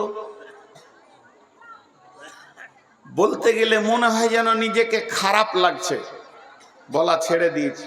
আগে খুব বলতাম, যখন ছেলে মানুষ ছিলাম, বয়স হয়নি, হাসির কথা বায়নে বলে দিয়েছি। এখন বলতে কষ্ট হয়, এটা তো হাসির মজলিস নয়, এটা কাঁদার মজলিস। এখন বয়স হয়েছে, অনুশোচনা এসেছে। এক যুগে অনুশোচনা ছিল না, তোলপাড় করার নিয়তে মানে সূচনা ছিল যে বায়নে তোলপাড় করবো। কিন্তু জি না ভাই, তো বলতে বাধ্য হচ্ছি, আমার মন চাইছে না। এখনকার গোরস্থানে যান, একটা লাশকে কবরে রাখছে, লাশকে শোয়ানো হচ্ছে, বিসমিল্লাহি ওয়ালা মিল্লাতি রাসূলুল্লাহ সাল্লাল্লাহু আলাইহি সাল্লাম, রাসূলুল্লাহ সাল্লাল্লাহু আলাইহি সাল্লাম পড়ছি, তাকে রাখা হচ্ছে। মাইয়াতকে বলা হচ্ছে, তুমি এতদিন সিপিএম ছিলে, তৃণমূল ছিলে, কংগ্রেস ছিলে, এসোসিয়াই ছিলে, তুমি মোর্চা পার্টি ছিলে, আর কি পার্টি ছিলে, আর কি পার্টি ছিলে, সব লাত মেরে দাও। তুমি হানফি ছিলে, সাফি ছিলে, মালিকি, হাম্বলি, শিয়া, সুন্নি, কাদরানি, চিশতিয়ানি, নকশবন্দি, তোমার হাজারকে লাত মেরে ছেড়ে দাও। এখন তোমাকে শোয়ানো হচ্ছে মিল্লাতে রসুলের উপরে, তুমি নবী মুহাম্মদের উম্মতের রুলসে তোমাকে শোয়ানো হচ্ছে, তোমার হুঁশিয়ারিতে তুমি কাজ করো। এইটা দৃশ্য চলছে। আর ওই কবরের বাঁধে যে দাঁড়িয়ে আছে মাটি দিবে, ও আর একজনের সঙ্গে ইয়ারকি মারছে, হাসছে, হো হো হো করে হাসছে। এই দৃশ্য দেখেছেন? মাটি দিতে যে হাসা, আমাকে অবাক লাগে ওই লোকগুলো। আমি অনেক জায়গায় বলেছি, পাকুড়ে গিয়ে দেখবেন সকালবেলা একটা খাসিকে জবাই করে ওকে উল্টা দিকে ট্যাং করে ছুড়িয়ে দিয়ে ওর চামড়াকে খালিয়ে দিয়ে অর্ধেক মাংস কেটে নিয়েছে, নাড়ি ভুড়ি ঝুলছে, খরিদ্দারকে দেখাচ্ছে স্পেশাল মাল নিবি তাই। তিনটে ফের বাঁধা আছে। আর ওই সময় যে একজন বলছে আমার বাড়িতে মেহমান আসবে, 17 কেজি মাংস লাগবে, হবে এমনি তিনটের দিকে তাকিয়ে বলছে হয়ে যাবে ভাই, হয়ে যাবে। কতক্ষণ সময় লাগবে? বলছে 20 মিনিটে বানিয়ে দিচ্ছি। তখন বলছে আমি হাটে থেকে আসি, বানাও। ওই অবস্থায় ওই তিনজনাতে আমের পাত খেছে, কাঁঠালের পাত খেছে আর হুড়াহুড়ি করছে। ওরা জানে, ওরা জানে একটা সাইড হচ্ছে আর তিনজনাতে হুড়াহুড়ি করছে। এ পশু, এর পশু, এর পশু। পশু বলে এটা সম্ভব, ওর অনুসূচনা জ্ঞানটা নাই, ভবিষ্যৎ বুঝে না। কিন্তু এই পশুটা একটা মানুষকে একটা কেক ধরিয়ে দেবো খাও, আর একটাকে ফাঁসি দেওয়া হবে ওর সামনে, তুমি কেকটা খাও, পানি খেলাও, তোমার এরপরে হবে, কেক খেতে পারবে ও? কিন্তু পারছে এখনকার মানুষ। একটা লাশ নামাচ্ছে আর একজন হো হো হো হো করে হাসছে, ইয়ার কি মারছে। বন্ধুরা আমার, কবর এমন একটা জায়গা, আল্লাহ তাবারাক ওয়া তাআলা বলছেন বিসমিল্লাহির রহমানির রহিম, আলহাকুমুত তাকাসুর হাত্তা যুরতুমুল মাকাবির, কাল্লা সাওফা তা'লামুন সুম্মা কাল্লা সাওফা তা'লামুন, কাল্লা লাউ তা'লামুনা ইলমাল ইয়াকিন লাতারাউন্নাল জাহিম সুম্মা লাতারাউন্নাহা আইনাল ইয়াকিন সুম্মা লাতুসআলুন্না ইয়াওমাইদিন আনিন নাঈম। গোটা সূরাটাকে একটা উদাহরণে ভরে দিব। উদাহরণটা শুনবেন, গোটা সূরাটা খাপে খাপে মিলে যাবে। একটা উদাহরণ দিব। আপনাদের বাড়ি সীতাপাহাড়ি, এই যে ইস্তাহারে লিখেছে সীতাপাহাড়িতে বিরাট জলসা, বিরাট ধর্মীয় জলসা, স্থান সীতাপাহাড়ি। এটা লেখা ভুল হয়েছে, সীতাপাহাড়ি মাঠ লিখতে হতো, গাঁ থেকে 3 কিলোমিটার দূরে হয়েছে নাকি ভাই? এটা ভুল হয়েছে, সীতাপাহাড়ি মাঠ লিখতে হবে। এখন বোস্টম ডাঙ্গালরা যদি লাঠিলে আছে, তোদের জলসা না, আমাদের ভয়ে বলতে হবে তোদেরই। অর্ধেক চলে এসছে বোস্টম ডাঙ্গার কাছে, আর বোস্টম ডাঙ্গালরা ডেট খুঁজছে আমার কাছে যে একটা দিন দেন। খ্যাপা, এই মাইকে জুড়ে দিলেই হয়ে যেত 3টে মাইক, গোটা বোস্টম ডাঙ্গা তোলপার হয়ে যেত। চালাক লয় বলি, ওদিকে একটা মাইক ভাড়া করে 20-25টা চোখ জুড়ে দেন, তো বোস্টম ডাঙ্গি শুনেলেন, এদের খরচায় আপনাদের তেলে বেগুন ভেজে গেল। জি, তো এবার উদাহরণটা শুনেন। উদাহরণটা হচ্ছে যে আপনার এই সীতাপাহাড়ির একটা ছেলে হিরণপুরে চাকরি করে। মন দিয়ে শুনবেন, অনেকবার পাবেন, এগুলো ইউটিউবাররা তো দেয়। আবার ইউটিউবাররা থাম্বনেল বানাবে, এবারে পাহাড় পর্বত করে দেখিয়ে দেবে। এদের কাল্লা যে কখন জ্ঞান দেবে। ইউটিউবাররা অর্ধেক বেরেন চলে গেছে, আর টোটোওয়ালাদের মাথায় বেরেনই নেই, রাস্তার মাঝে ছাড়া যাবে না ওদের। আল্লাহ যার বিবেক শেষ করে দেয়, ওকে টোটো কেনার তৌফিক দেয়। আগে ওর বিবেক শেষ, তারপরে ও টোটো কিনবে, আল্লাহকে পয়সা দেবে, যা খাবে এই করে খাগা মাঝে। আমার এক ড্রাইভার আফসোস করে বলছে যে সরকার খালি কলকাতা এয়ারপোর্টের গেটটা আটকে রেখেছে, নাহলে ওরা ঢুকে যেত, দুবাইয়ের প্যাসেঞ্জার চাপিয়ে নিত। টোটো একবার যদি এয়ারপোর্টে ঢুকতে পায় না, তো দুবাই, মরক্কো, সুদান, আমেরিকা, ইংল্যান্ডের প্যাসেঞ্জার চাপিলে বলবে তোরা খালি চুপ করে বস, 3 মিনিটে পৌঁছে দিচ্ছে। ওদের মাথাতে কিছুই নেই, ফাঁকা মাথায় টোটো চালায়। জি, তো যে কথাটা বলছি, একটা ছেলে সীতাপাহাড়ি চাকরি করে হিরণপুরে, প্রতিদিন যায় একবার, আসে একবার। এই রাস্তাটা প্রতিদিনও দুবার দেখে, সকালে একবার যায়, বিকেলে আসে, সকালে যায়, বিকেলে আসে। 3 মাসে কবার দেখবে? 3 মাসে কবার দেখবে? 180 বার। কথা বলে না, সব চুপ করে আছে। 3 মাসে 180 বার দেখবে। এরই মাঝে ওই রোড, হাই রোডকে, এই হিরণপুর যেতে পাকুড় পার হয়ে যে ব্রিজটা আছে, ব্রিজটাকে সরকার জিসিপি দিয়ে উড়িয়ে 2 দিকে খাল করে 30 ফুট খাল করেছে, পাইলিং করে ভালো করে ব্রিজটা বানাবে, উঁচা করে যারা না ভাঙে দিয়ে। 2 দিকে রডগুলো খালি ওপর দিকে হয়ে আছে, বাকি নিচে ঢালাইটা হয়েছে, বাকি কাজ এখন বাকি আছে। তিন বন্ধুতে জালসা শুনতে গেছে মোহনপুর, মোটর সাইকেল দিয়ে একজন চালাচ্ছে আর দুজন বসে আছে আর গল্প শুরু করেছে। চাকরি তো করছি রে, তুই করছিস, তুই তো স্কুলে চাকরি করছিস, আমি তো ব্যাংকে করছি, আমি তো হসপিটালে পেলাম। ভাই কেমন কি আছিস বল? বলে পাকুড়ে জায়গা নিয়েছি। তারপরে আবার বলছে হিরণপুরে জায়গা কিনেছি, ব্যাংকে এত টাকা আছে, একটা ফ্ল্যাট বাসা নিলাম, আমি ওই জায়গায় বিয়ে করেছি, আমার বউ খুব সুন্দর, আমার শ্বশুরের ফ্যামিলি খুব সুন্দর, আমি ভালো আছি, আমার ইনকাম এত। এই টাকা পয়সা ঘর বাড়ি জমি জায়গা পুকুর বাগান, টাকা পয়সা ঘর বাড়ি জমি জায়গা পুকুর বাগান, এই তিনটে কথাতে এরা এত গভীরে চলে গেছে, মেতে গেছে। কে কত টাকা করলি, কে কত পয়সা করলি, আর গাড়ি খালি হুর হুর করে ধরছে। বলছে আমি মনে করছি যে সামনের সপ্তাহে এই কোর্টের সামনে জায়গাটা বিক্রি আছে, লিবো ভাই না, দিয়ে দিয়েছি। এই বলতে বলতে তিনজনা তো ভুলে গেছে যে এখানে ব্রিজটা নাই, দপ করে পড়লো। তিনজনা যখন পড়লো, শুধু পড়েনি, একজন পড়ছে তো রডের ওপরে সমস্ত শিখগুলো গেঁথে গেছে তিনজনকে। রাত দেড়টা, অন্ধকার রাত, বাইকটা আর এক জায়গায় পড়েছে, ভেঙে চুরমার হয়ে গেছে।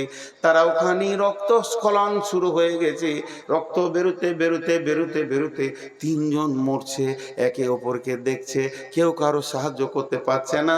ওই রাতে আর কেউ নাই রাস্তাতে, তিনজন মরে গেল। তাদের দুনিয়ার চিন্তাটা এত বেশি ছিল, এই খালটাকে তারা ভুলে গেছিল। তাদের দুনিয়ার চিন্তাটা এত বেশি ছিল, দিনে দুবার দেখে 3 মাস ধরে দেখছে, 180 বার খালটাকে দেখেছে, তারপরেও ভুলে গেছে। কেন? যে তাদের মাল আর ধন আর টাকা পয়সা তাদেরকে ভুলিয়ে দিয়েছে। যে ছেলেটা প্রতিদিন 2 বার দেখে, ওই আবার গাড়িটা চালাতে গিয়ে 3 জন মারা গেল। লাভ হলো না, লাভ হলো না, লাভ হলো না, লাভ হলো না। তাদের ওই দেখাটাও লাভ হলো না, তাদের অ্যাক্সিডেন্টের পরে আর বাঁচে উঠতে পারলো না, সেটাও লাভ হলো না। আল্লাহ তাবারাক ওয়া তাআলা বলছেন আল্লাহু মুত্তাকাসুর হাত্তা যুরতুমুল মাকাবির। হে পৃথিবীর মানুষ, হে এলাকার মানুষ, সীতাপাড়ি এলাকার মানুষ, হে দুনিয়ার মানুষ, তোমরা কান করে শোনো। কবরকে কতবার দেখেছো একবার অঙ্ক করে দেখো। এই মোর হাতে কুদাল ধরিয়া কঠিন মাটির তলে গাড়িয়া দিয়েছি কত সোনামুখ নয় চোখের জলে। জীবনে আমি কবরকে কতবার দেখেছি। আব্বাকে যেদিন দিয়েছি কবর দেখেছি, মাকে দিয়ে এলাম কবরকে দেখলাম, দাদা দাদিকে দিতে গেলাম কবরকে দেখলাম, গায়ের 20খানা মাইয়াত হয়েছে কবরকে 20 বার দেখেছি, পাড়া আত্মীয় স্বজন নিয়ে আরো 80 বার আমি জানাজা পড়েছি। আমার জীবনে 200টা জানাজা পড়ে নিলাম, কবরকে 200 বার দেখলাম, কিন্তু আমার মাল, আমার জমি, আমার টাকা কবর মাথাতেই উড়ে গেছে। কবরে যে আমাকে যেতে হবে এটাই আমি ভুলে গেছি। কিন্তু আজরাইল যেদিন এসে মোলাকাত বলছে তৈরি হও বন্ধু, এতদিন লোকের দেখেছি, এবার তুমি নিজে ঢুকবে, তৈরি হও। আল্লাহকুমুত তাকাসুর হাত্তা যুরতুমুল মাকাবির। ধুপ করে কবরে যে শুয়ে গেল। তাহলে কবরে প্রথমবার শুই নাই। আমি একটা ছেলেকে বলছি, এ বেয়াদবি করবি না। 1 বার বললাম, 2 বার বললাম, 3 বার বললাম, 4 বার বললাম, 20 বার বললাম, 50 বার বললাম, আমার গাড়িটা লাগবি না, আমার গাড়িটা লাগবি না, আমার গাড়িটা লাগবি না, 80 বার বললাম। এরপরে কানে একটা পরাত করে মেরে দিলাম। আপনি হাতটা ধরে বলছেন ছেলেটা মারছেন কেন, কি করেছে? তুমি কি জানো না ওকে আমি 80 বার বলেছি? এটা কি তোমার খেয়াল নাই? আল্লাহ বলছে তোকে কি আমি হঠাৎ টেনে নিয়েছি নাকি? তোকে আমি হঠাৎ কবরে ভরেছি? এটা কোনোদিন বলবি না। অঙ্ক করে দেখ গা, তোকে যখন জীবিত ছিলি তোকে কতবার আমি কবর দেখিয়েছি। আমার নবীকে দিয়ে কবরের পাশে গেলে নেকি হয় এটা আমি বলেছি। আমার নবীকে দিয়ে তোর জানাজার নেকি করে দিয়ে তোকে আবার কবরের কাছে এনে কতবার কবর দেখিয়েছি তোকে আমি অঙ্ক করে বলে দিব।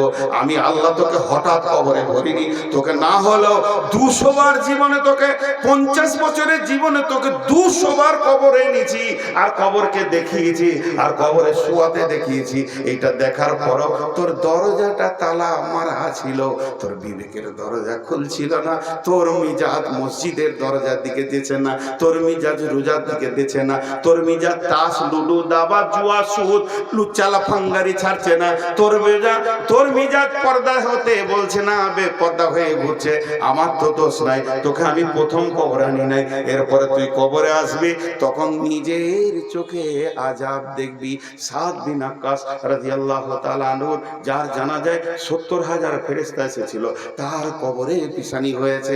আম্মা জান ফাতেমা কবরের ভয়ে কেঁদেছেন, আম্মা জান আয়েশা কবরের ভয়ে কেঁদেছেন, আম্মা জান খাদিজা কবরের ভয়ে কেঁদেছেন। সাহাবীরা সারা রাত্রে ডুকরে ডুকরে কেঁদেছেন। হযরত উমরের মতো লোক কবরের ভয়ে কেঁদেছে। তোদের মধ্যে ভয় নাই, তুই যে বলবি আমাকে আল্লাহ হঠাৎ নিয়ে এসেছে, এ কথা তোর আমি শুনবো না। কিন্তু কবরে যাওয়ার পর কাল্লা সাওফা তা'লামুন, সেই দিন বিবেকের দরজা খুলবে, লাভ হবে না, লাভ হবে না, লাভ হবে না। অ্যাক্সিডেন্ট হয়ে পড়ে গেলি, এইবার মনে পড়েছে খাল ছিল, লাভ হচ্ছে না, মূর্তি হচ্ছে। সুম্মা কাল্লা সাওফা তা'লামুন কাল্লা লাউ তা'লামুনা ইলমাল ইয়াকিন, এখন তোর ইয়াকিন বেড়ে যাবে, বিশ্বাস বেড়ে যাবে। লাতারাবুন্নাল জাহিন, তুই দেখবি জাহান্নামকে দুই চোখে, আযাব তোকে টিপে ধরছে, জাহান্নাম থেকে হুর হুর করে তোর কাছে আগুন আসছে, সাপ বিছুতে ডাঁস মারছে, একবার মারছে ৭০ গজ মাটির নিচে করে দেবে, আবার নখ দিয়ে টেনে তুলবে। ওর বিষ এত যাতনা, যদি আল্লাহ ওদেরকে পৃথিবীতে একটা বিষ দেওয়ার ক্ষমতা দিত, সবুজ আলো দেখতে পেতে না। সেই তোকে কষ্টগুলো চলছে, তোগুলো দেখবি দেখবি দেখবি, কোনো কাজ হবে না। তোকে বহুবার কবর দেখিয়ে তোর বিবেকের দরজাটা হুড়কা লেগেছিল, খুলে দিতে পারিনি রে বান্দা, এর নাম কবর। আবু বকর বুড়াকে আর কত বকাবে? 12টা বেজে গেছে। না না না, আমার 12টা বেজেছে, ঘড়ির 12টা বাজবে, ওটা আমি কেন বলবো? জি, একটা গল্প শোনাই, রাতে তো কাহানি শোনাই সবাই। ওদের 4 জন পালালো, ওরা 4 জন বলছে তোর 12টা বাজলো না, বললো আমাদের বেজেছে, তুই থাক আর তোর বাপ থাকুক।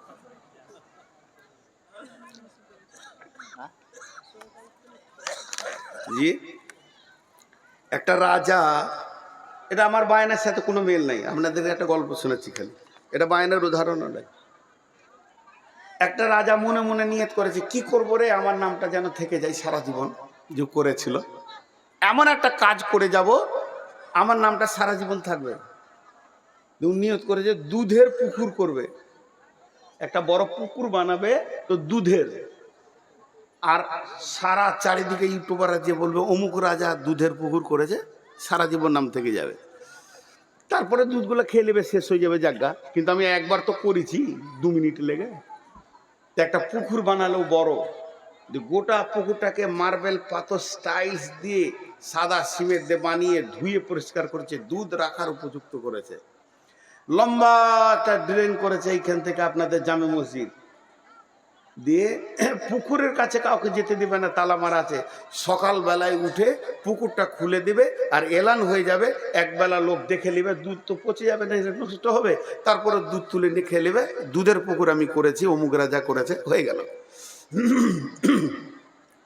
অমাবস্যা রাত, বাদশাহ এলান করে দিয়েছে, এলাকার যত গোয়ালা আছে ঘোষ, তারা যেন 1 ঘড়া করে দুধ দেয়। ও হিসাব করেছে 3 লাখ আছে, তা মোটামুটি 1 ঘড়া করে দিলে দুধ ভর্তি হয়ে যাবে, আর ওই ক্যাপাসিটি করা আছে। গোয়ালারা বলেছে আপনার চিন্তা নাই, আমরা রাতের আঁধারে ঢেলে দিব, খালি ঢালার জায়গাটা ঠিক রাখিয়েন। সকালবেলায় বাদশাহ উঠে ঘুম থেকে ফজরের নামাজ পড়ে মনের খুশিতে যেছে, আর মনে মনে করছে আমি আগে দেখেলি, তারপরে এলান করতে বলে দেবো, সেকেন্ডে গোটা দুনিয়ার লোক হাজির হয়ে যাবে। গিয়ে দেখছে পানির, দুধের লয়, পুকুরটা পানি। কথাটা বুঝতে পেরেছেন? পুকুরটা পানিতে পরিপূর্ণ হয়ে গেছে। দিয়ে বাদশাহ এলান করা বাদে সৈন্যকে বলছে যতটি গোয়ালা আছে নিয়ে এসে ভর কারখানায় ভরেছে, একটা করে ধরছে আর পিটাইছে। কি দিয়েছিলি বল? স্যার আমি মনে করেছিলাম সবাই দুধ দিবা, আমি এক ঘরা পানি দিয়ে হয়ে যাবে। শেষকালে পানিই দিয়েছে সবাই, দুধ আর কেউ দেয়নি। তাহলে অবস্থা খুব খারাপ, ওর মন হলো না। এই যে আমার অসুখ, খালি পেটে 380 সুগার, ভরা পেটে 375। ডাক্তার বলছে খবরদার রাত জেগেন না, 12টার পরে শুয়ে যান। সব জলসালারা বলছে খালি আজকেই দেন। বুঝতে পারছেন কিনা? আমার কিন্তু ফাঁকা পড়ছে না। গতকাল কালারা বলছে আজকে 3টা দেন, কালকা থেকে দেবেন না। আর 2টো রসগোল্লা দিয়ে বলছে আজকে খান। আমাদের এখানকার ভালো ওষুধ রসগোল্লা এলাকায়। আর যদি কোনো ডাক্তার বসে থাকছে কক ফক গাছ গাছারা, ও ওষুধ নিয়েছে সকালে হাজির, এতে সুগারের ওষুধ এতগুলো হাজির হয়ে গেছে। কার খাবো আর কার খাবো না, সবাই আমার শরীরের ওপর দিয়ে এক্সপিরিয়েন্স চালাইছে আর কি, দেখি একে যদি ভালো করতে পারি। তো ভাইরা আমার, কষ্ট তো কষ্টই। তো আমি আর আপনাদেরকে বেশি বিরক্ত করবো না, কিছুক্ষণ চালাচ্ছি, ছেড়ে দিচ্ছি না। হালকা সময় থাকবো, আপনারা হালকা সময় থাকেন, একসাথে দোয়া পরে ভাঙবো ইনশাল্লাহ। তা আমি এতক্ষণ যেটা আপনাদের সামনে বক্তব্য রাখছি, এটা একটা বিষয়, তার নাম হলো কবর। কবর থেকে বড় হুঁশিয়ার।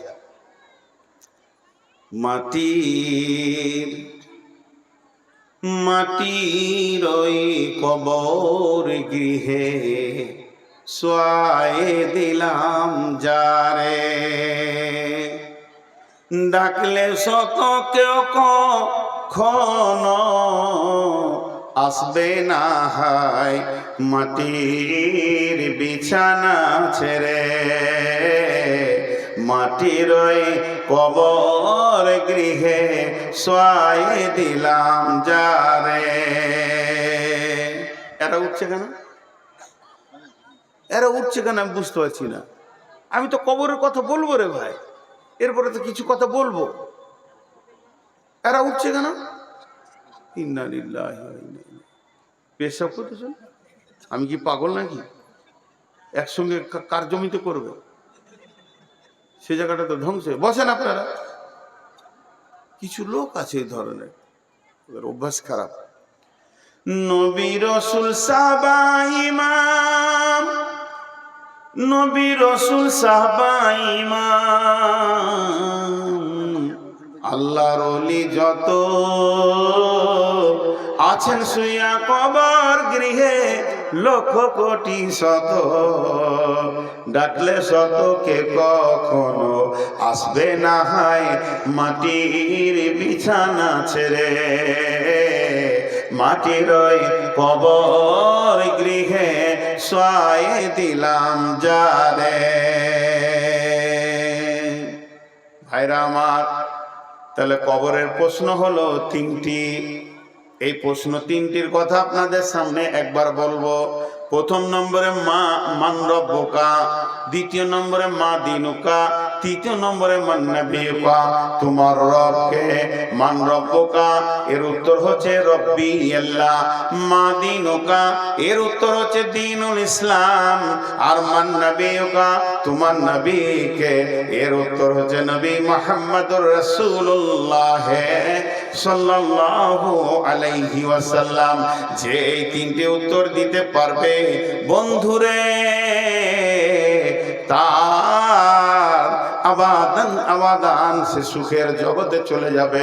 অতএব কবরে 3খানা প্রশ্ন রেডি করে কবরে যেতে হবে।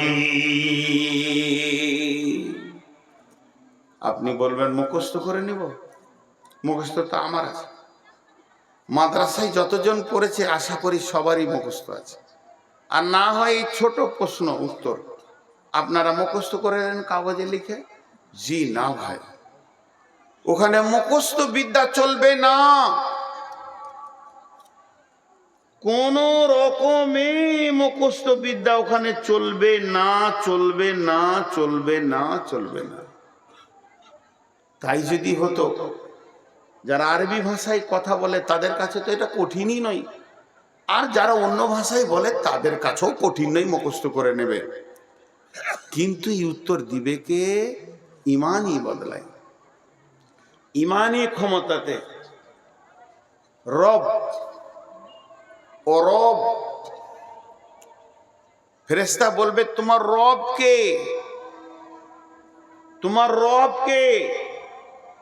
রবের আবিধানিক অর্থ কি? আগে রবের মানেটা জানি। রব মানে পালনেওয়ালা, রব মানে পরওয়ারদিগার। আমি ইংরেজি জানি না, শুনেছি রব মানে কেয়ারটেকার, যে তোমার সার্বিক চিন্তা করে সে রব। এবার বলি, দার্শনিকরা এর তর্জমা করেছে অনস্তিত্ব থেকে অস্তিত্ব দিয়ে আনুপাতিক হারে যে চাহিদা মিটায় তিনি তোমার রব। অনস্তিত্ব থেকে অস্তিত্ব দিয়ে আনুপাতিক হারে যে চাহিদা মিটায় সেই তোমার রব। আরেকবার বলছি, অনস্তিত্ব থেকে অস্তিত্ব দিয়ে আনুপাতিক হারে যে চাহিদা মেটাই সে তোমার রব। এটা সহজ করে দিচ্ছি। তোমার কোনো চিহ্ন ছিল না, যে তোমাকে বানিয়েছে। তোমার কোনো চিহ্ন ছিল না, যে তোমাকে বানিয়েছে।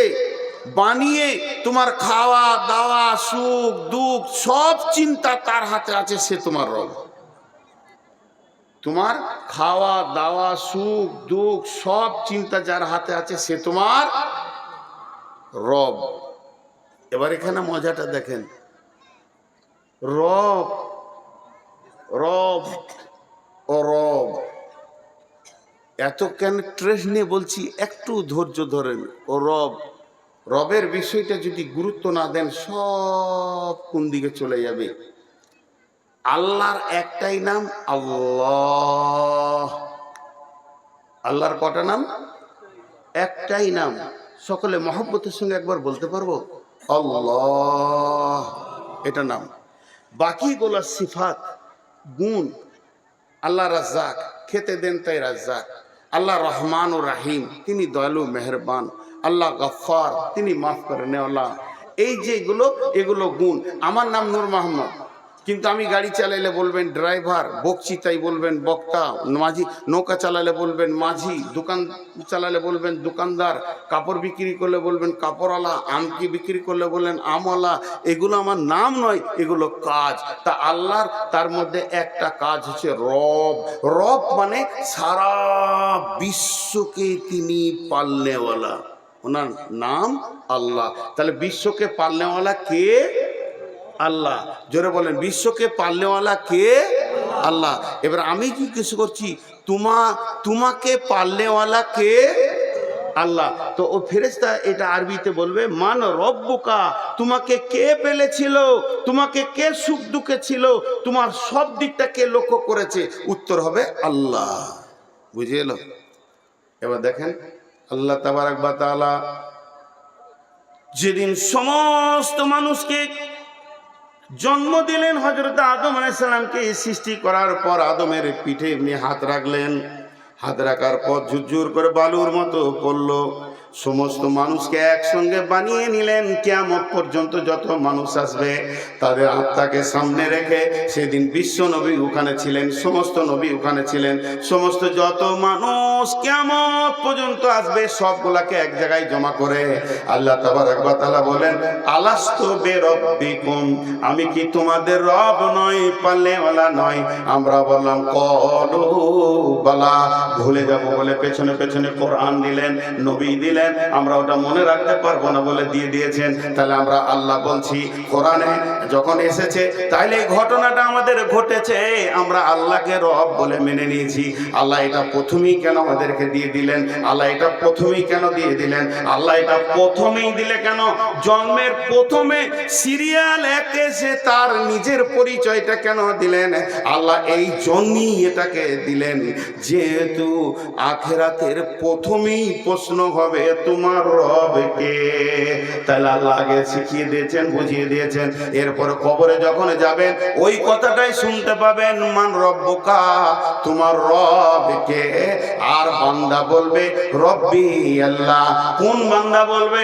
যে বান্দা পৃথিবীতে রবওয়ালা জিন্দেগি করেছে, শিরক করে নাই, আল্লাহকে ভয় করেছে, আল্লাহকে ভরসা করেছে, আল্লাহর কাছে ডেকেছে, বিপদ আপদে প্রয়োজন আল্লাহর কাছে চেয়েছে, আল্লাহ ছাড়া সে কিছুই বুঝে না, সুখে দুঃখে লাভে লসে সব সময় আল্লাহকে জড়িয়ে ধরে যে থেকেছে, সেই কবরে বলবে আমার রব আল্লাহ। তার মানে এক কথাই বলে দিই, কবরে যাওয়ার আগে পর্যন্ত আল্লাহকে যে জড়িয়ে ধরে রেখেছে নিজের সঙ্গে, সে তাকে আর শিখাতে হবে না, তার মুখ দিয়ে অটোমেটিক বের হবে আমার রব আল্লাহ। নাম্বার 2, মা দিনুকা, তোমার দিন কি? মা দিনুকা, তোমার দিন কি? মা দিনুকা, তোমার দিন কি? কে বলবে আমার দিন ইসলাম। যে ইসলামের আইন যেগুলো আছে, ইসলামের নিয়ম যেগুলো আছে, সমস্ত আইন নিয়ম কানুনকে যে দুনিয়াতে মেনে চলেছে, ইসলামের আইনকে যে মানে ছেড়ে দেয় নাই, ইসলামের নিয়মকে যে ছেড়ে দেয়নি, ইসলাম যা বলেছে তার উপরে চলেছে, নিজেকে ইসলামের গণ্ডির ভিতরে রেখেছে, কোরআনের আয়াতের ভিতরে রেখেছে, হাদিসের ভিতরে রেখেছে, যার আকীদা মজবুত আছে, যে নিজেকে এক পা পদস্খলন করেনি, ইসলামের বাইরে সে যায়নি, তার মন চায়নি, ভুলবশত চলে গেছে, তোবা করেছে, ইসলামের আইন কানুন, ইসলাম বলেছে মদ খাবি না, মদ খায়নি, ইসলাম বলেছে জুয়া খেলবি না, তো জুয়া খেলেনি, ইসলাম বলেছে নামাজ পড়, তো নামাজ পড়েছে, ইসলাম বলেছে রোজা রাখ, রোজা রেখেছে। তার মানে ইসলামের আইন যত আছে যে মেনে মেনে চলেছে, ওকে যখন জিজ্ঞেস করবে মা দিনুকা, তোমার দিন কি, সে বলবে দিনুল ইসলাম। জি ভাই, কোরআনের একটা আইন আছে, কোরআনের ভিতর একটা আইন আছে। একটু বুঝানোর জন্য বলি, আপনাদের অত্র এলাকায় এরকম লোক আছে কিনা একটু হানা বলবেন। আমি জীবদ্দশায় অনেক লোক আছে বেটিকে বাদ দিয়ে বেটার নামে লিখে দিলে জমি জায়গা। এমন আছে 4টা বেটা, সব বেটাকে বাদ দিয়ে ছোটটাকে দিয়ে দিলে ডিহবাড়ি। এই লোক আপনাদের এলাকায় আছে? জলে বলেন আছে। আছে। ও কি ইসলাম মেনে নিতে পেরেছে? আপনি বলেন মেনে নিতে পেরেছে? পারেনি। ও যদি ইসলাম মানতো, চুপচাপ থাকতো, মাল আমার নয়, মাল আল্লাহর, আমাকে রাখাল বানিয়েছে তাই আমি রেখেছি, আমি মরবো, আমার কোরআন ফয়সালা দিবে কে লিবি কতটা, ঝামেলা শেষ। তাহলে ইসলামের আইনে কোনো রকম আমি নিজে কিছু করব না, ইসলামকে ইসলামের মতো করে রেখে দিব। তো ওই লোকটা যখন কবরে যাবে, ওকে জিজ্ঞেস করবে তোমার দিন কি? ও বলবে আমার দিন ইসলাম। মান নবিয়ুকা, মান নবিয়ুকা, তোমার নবীকে। এখন একটা নতুন জিনিস উঠেছে, আজ বই জিবিস বড় পারা কাগজ নিয়ে এমনি করে লেবার আছে, I love Mohammad, I love Mohammad. ভাই রে, আমাদের ভারতবর্ষে মোদী সরকার আছে, কিছুই করছে না। যদি এখন উমার ফারুক থাকতো, সবটিকে পিঠে লাল করে দিত আই লাভ মোহাম্মদ বলা। যতগুলো আই লাভ মোহাম্মদ নিয়ে দৌড়ছে, একটার মুখে দাড়ি নাই। মোহাম্মদ সাল্লাল্লাহু আলাইহি সাল্লামকে চেঁচে ফেলে দিয়েছে, মুখে দাবি করছে আই লাভ মোহাম্মদ। চলবে না বন্ধুরে, চলবে না, চলবে না, চলবে না। তার কারণ আমার বডিতে নবী মুহাম্মদ সাল্লাল্লাহু আলাইহি সাল্লাম থাকবে, তবে আমি বলবো আই লাভ মোহাম্মদ। আমার এই যা দাড়িটা, এটা কার কাছে পেয়েছি? এটা আমি রেখেছি। এটা কার কাছে পেয়েছি? আমি নবী মুহাম্মদ সাল্লাল্লাহু আলাইহি সাল্লামের কাছ থেকে পেয়েছি। এই যে দাড়িগুলো কটা হালকা হয়ে ছোট হয়ে গেছে, আমি কাটতে পারছি না কেন? আমি নবী মুহাম্মদ সাল্লাল্লাহু আলাইহি সাল্লামকে ভালোবাসি, তিনি আমাকে পারমিশন দেয়নি, তাই আমি কাটিনি। আমি বলবো মুহাম্মদ সাল্লাল্লাহু আলাইহি সাল্লামকে ভালোবাসি, শুধু মুখে বললে হবে না। একটা ছেলে ছিল মদিনাতে, ওর নাম ছিল খোরাইম। খোরাইম, খোরাইম। আল্লাহ রসুল একদিন মসজিদে নববীতে বসে বসে বসে বসে আলোচনা করতে করতে করতে করতে মদিনার কোন ছেলেটা কেমন, কোন ছেলেটা ভালো, কোন ছেলেটা নেককার, কোন ছেলেটা নামাজি পরহেজগার, বলতে বলতে নবীজি খোরাইমের নাম করলো। খোরাইম খুব ভালো ছেলে, ঠিক টাইমে টাইমে নামাজ পড়ে, খুব সুন্দর ইবাদত করে। খালি দুটো জিনিস ওর খারাপ, লম্বা চুল রেখেছে, মাস্তানি চুল, আর টাকনুর নিচে কাপড় পরে। এই দুটো যদি ভালো হয়ে যেত, তাহলে ওই ছেলেটা অনেক ভালো। ওই সাহাবিটা যে শুনেছে রসুল বলছেন খোরাইম ভালো, খালি দুটি কাজ ওর খারাপ। স্বয়ং ঘুরতে ঘুরতে একদিন খোরাইমের সঙ্গে দেখা হয়ে গেল। যখনই দেখা হয়ে গেল, খোরাইমকে বলছে, খোরাইম রে, তোর ব্যাপারে রসুল মসজিদে নববীতে আলোচনা করছিল। এইদিকে ধ্যান দেন, এইদিকে ধ্যান দেন। আজাজিল শয়তান এসছে এখন। যখন কথা দামি হবে জেনে নেন আজাজিল শয়তান এসছে। আর ওই যে লাফাঙ্গার গুলো আছে ওর এজেন্ট, প্রতি জালসায় ওরা যাবে আর ঝগড়া বাঁধাবে, দিয়ে একটা হইচই করবে। আল্লাহর রস্তে হাতগুলো ধরে বলছি, লাফাঙ্গারদের দিকে মাথা দিবেন না, এইদিকে ধ্যান দেন। খোরাইম রে, খোরাইম বলে কি? আরে মসজিদে নববীতে বসে বসে রসুল তোর ব্যাপারে বলছে ভালো ছেলে। ওর কলজেটা বড় হয়ে গেল। হ্যাঁ ঠিকই নাকি বলছিল? হ্যাঁ, তোর নাম ধরে বলছে তুই ভালো।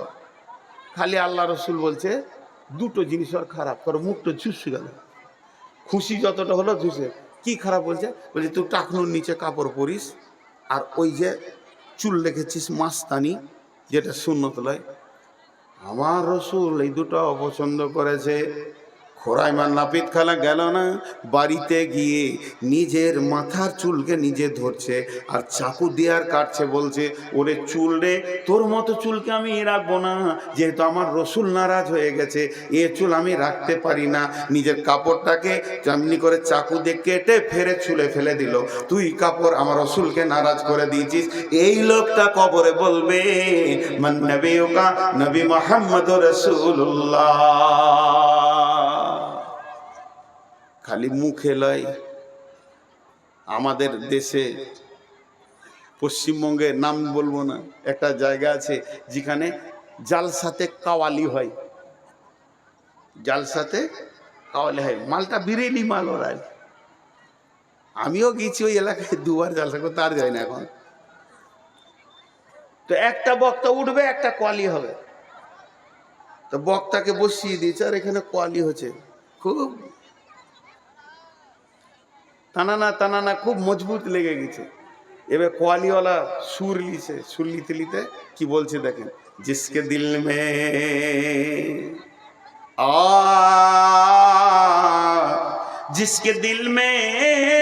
जिसके दिल में मोहब्बत रसूल नहीं, वो मोमिन नहीं, मोमिन नहीं, मोमिन नहीं।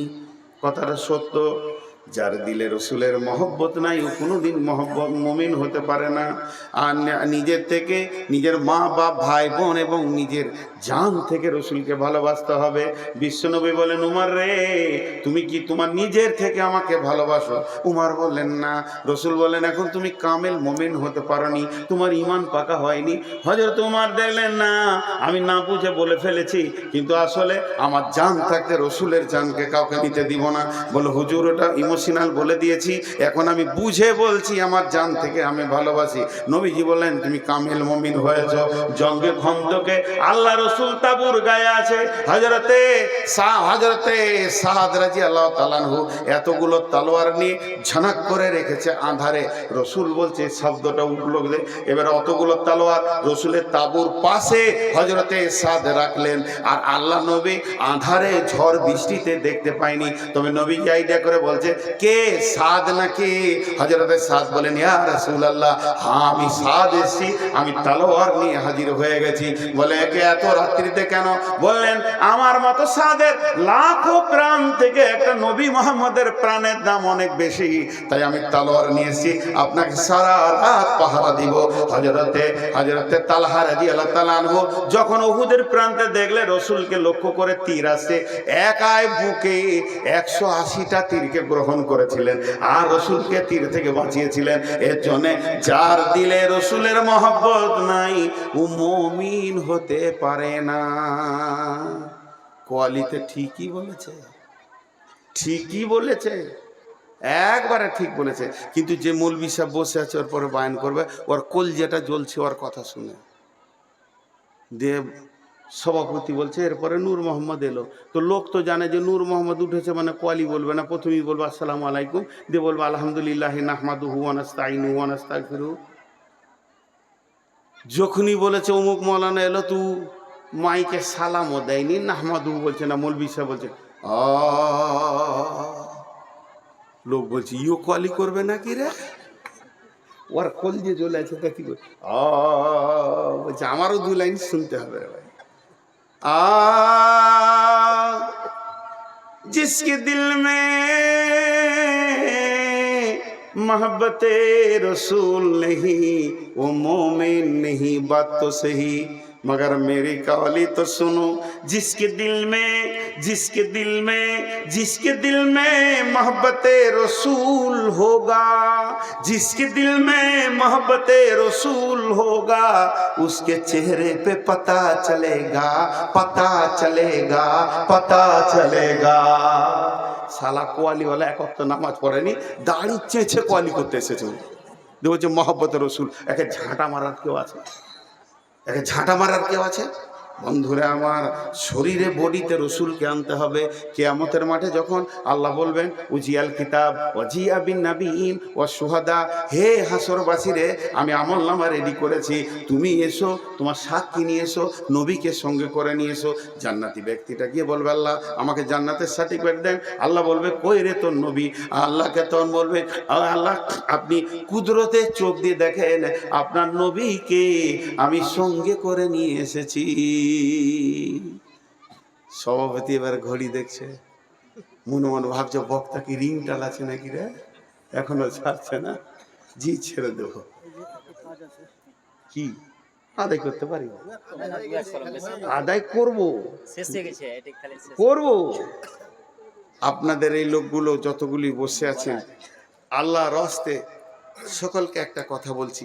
আমার বক্তব্য শুরু থেকে শেষ পর্যন্ত আমি একটা বিষয় ছিলাম, কবর। গোটা বক্তব্যটা 1 মিনিটে বলবো। কবরে যেতেই হবে, সল জবাব হবে, উত্তর দিতেই হবে। কবর একটা এমন যাঁচের জায়গা যেখানে আপনাকে চেক করে ছানবিন করে আপনার ইমানের সমস্ত কিছু চুন চুন করে বের করে নেবে, তারপরে পরপরে আপনার রাস্তা দেখিয়ে দিবে জান্নাত না জাহান্নাম। এই কবর হলো একটা জান্নাতের সুলঙ্গ, জান্নাতের টুকরো, আর জাহান্নামের সুলঙ্গ, জাহান্নামের গর্ত। এই জিনিসটা আমাদেরকে ভাবতে হবে। তাই কবরের জন্যে বারবার রসুল জানাজার কথা বলেছেন, তোমরা জানাজায় যাও, জানাজায় নেকি নাও, নেকি নাও। কবরে জিয়ারতের করা আছে। এখন তো কবর জিয়ারত আমরা ছেড়ে দিয়েছি। কবর জিয়ারত করলে আমি যদি আমার বাপের কবরকে যাই আর ঘরে দোয়া করি, আমার বাপের জন্য একই ব্যাপার। আমি যদি এখান থেকে দোয়া করি আল্লাহ আমার বাপের কবরটাকে জান্নাতুল ফেরদৌস বানাও, আমার মায়ের কবরটা জান্নাতুল ফেরদৌস বানাও, যে নেকিটা পাবে কবরের পাশে গেলে ওই নেকিটাই পাবে। তাহলে মুর্দার লাভ নাই, কিন্তু যে ব্যক্তি জীবিত লাভ আছে। কবর দেখলে হৃদয়টা ভয় হবে, গর্তগুলো দেখলে আমাকেও এখানে আসতে হবে, এই আক্কেলটা খুলবে। এর জন্য মাঝে মাঝে কবর যাওয়া ভালো। টাকা নিয়ে দুনিয়া সফর করলাম, কিন্তু একবার কবর সফর করলাম না। যতগুলি লোক বসে আছেন, আমি ঘড়ি দেখছি, আপনারা ঘড়ি দেখেন। আমি 5 মিনিট টাইম নিলাম, 5 মিনিট। আর সকলের হাতগুলো ধরে বলছি ভাই উঠবেন না, আমাকে তো হাত পাই ধরতে হয়, আমি শেষ বক্তা, আর কোনো বক্তা নাই। তা 5টা মিনিট আপনারা আমাকে দেবেন, আমি খুশি হয়ে যাব। এই জন্যে আপনারা একজনও উঠবেন না। বাপ বলছি, ভাই বলছি, ছোট ছেলেদেরকে, বাবা বাবা সোনা মানিক আর মা বোনেরা যে বসে আছেন, সকলের কাছে আমি একটু হাত জোর করে আপনাদের কাছে ভিক্ষা চাইছি। 5 মিনিট, 5 মিনিট আপনারা ঘড়ি দেখে নেন, আমিও ঘড়ি দেখে নিলাম। এই 5 মিনিট মাদ্রাসার জন্য কিছু করতে হবে। যদি না করি তো মাদ্রাসাটা তো অন্যদিকে চলে যাবে। এত বড় আয়োজন, এত কষ্ট, কমিটির এত দৌড়ঝাঁপ, আর মাদ্রাসা যদি কিছু না পায় তো ভুল হবে।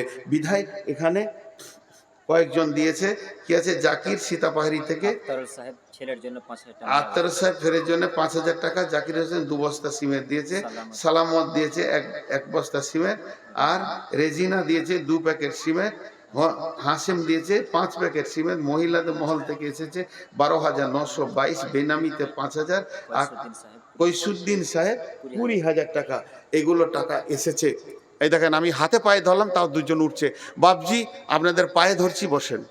5 মিনিট, 5 মিনিট, ক্ষতি হয়ে যাবে না বাপ, ক্ষতি হয়ে যাবে না। হ্যাঁ, যিনি টাকা দিবেন উনি উঠেন, যদি কিছু দেন এদিকে আসেন।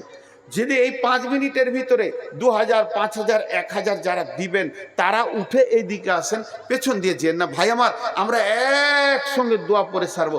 জি, আর এই ছেলেরা বাবরে আমার জন্য, আমার তরফ থেকে একবার চাদর নিয়ে যাও, যার কাছে যা আছে চাদর দু তিনটে চাদর ঢুকে যাও, 2-3টে চাদর ভাই 5 মিনিটের মধ্যে 1 মিনিট হয়ে গেল আর 4 মিনিট আছে।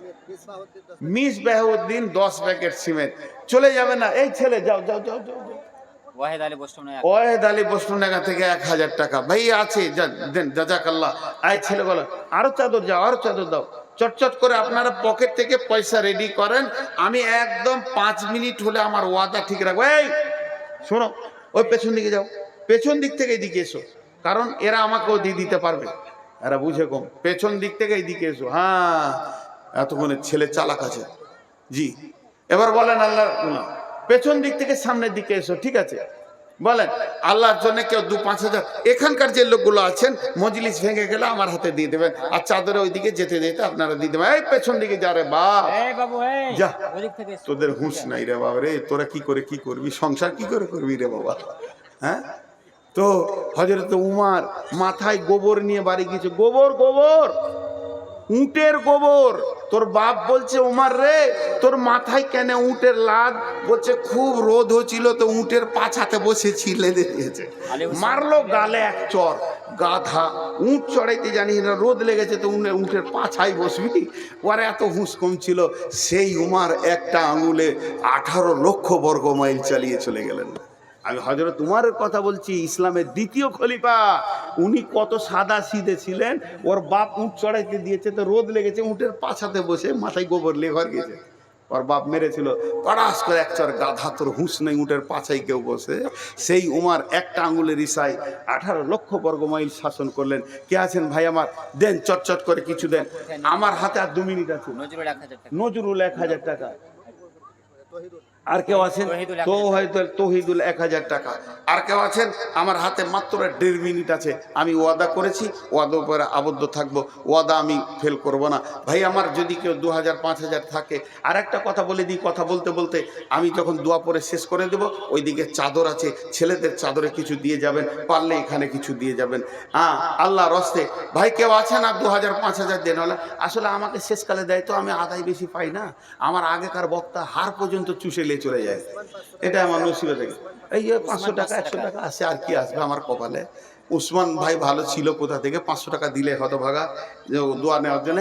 আচ্ছা, এখন আমার কাছে আর 20 সেকেন্ড আছে, আমি দোয়া দিচ্ছি, আপনারা বুঝে বুঝে আমিন বলবেন। এই আল্লাহ, সন্ধ্যা থেকে নিয়ে এই পর্যন্ত যত কোরআন হাদিসের আলোচনা হয়েছে সব আমাদেরকে আমল করার তৌফিক দাও।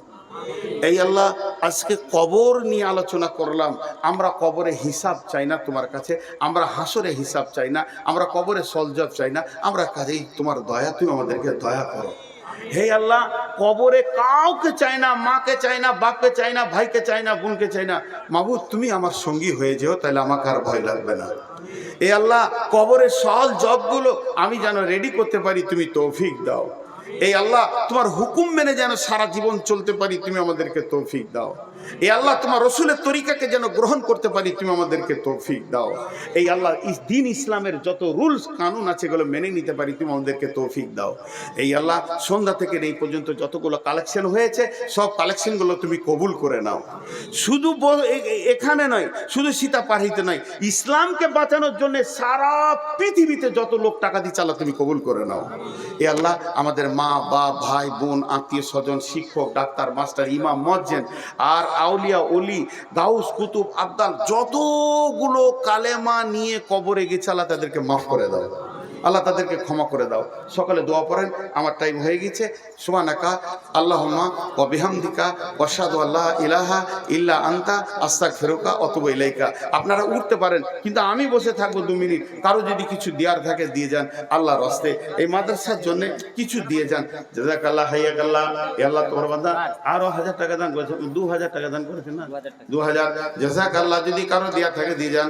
জাযাকাল্লাহ হাইয়াকাল্লাহ বারাকাল্লাহ আলহামদুলিল্লাহ। ছেলেরা চাদর নিয়ে আছে, মাশাআল্লাহ, চাদর আছে।